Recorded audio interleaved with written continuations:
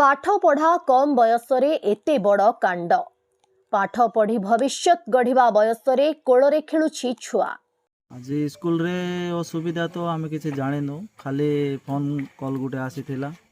मो गाँवसाली स्कूल रो मैडम कहूली तमे देवी बांकिया रो बापा कि रामचंद्र बांकिया कि बोला हाँ मैडम मो देवी बांकिया रो बापा बोल कहबारू से कहला मते नाई तुमर झील दुसु नाई। माँ बापा स्वप्न हेला साकार।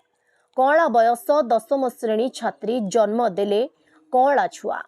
झीर माँ को नहीं गले गोटे सिटी रूम गोटे अच्छे से रूम रे नाई से डेलीवरी हो जाइए बोलिकी खाली देखैले। यह एक अभावनीय घटना जहाँकि मालकानगिरी जिला चित्रकोंडा आवासिक अनुसूचित जाति और जनजाति विद्यालय देखा मिली एही दृश्य।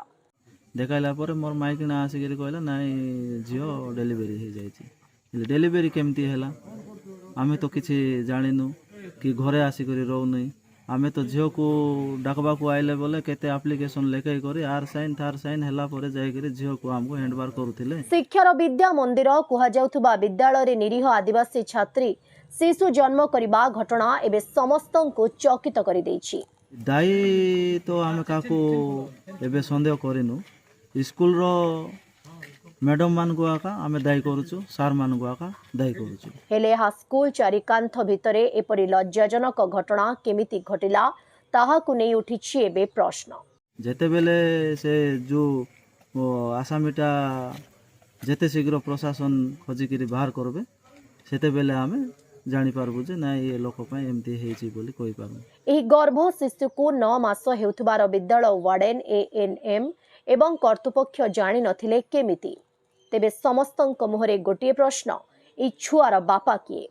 एबे आज मो झियो सिना गोटे झियो एमती हला काली को आउ गोटे दुईटा झियो सेमती हेबे नै बोली कि कोन ग्यारंटी अछि कि? एपटे घटनास्थल रे पहुंची छात्री को उद्धार करबा सहित मेडिकल को आनी चिकित्सा जोगाई देबा सहित घटना को नै तदंत आरंभ करिछि Chitrakonda police.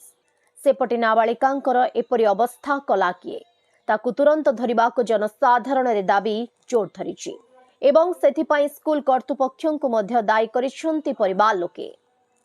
चित्रकोंडारू Ajit सग्रियांक report, Odisha highlight समाचार।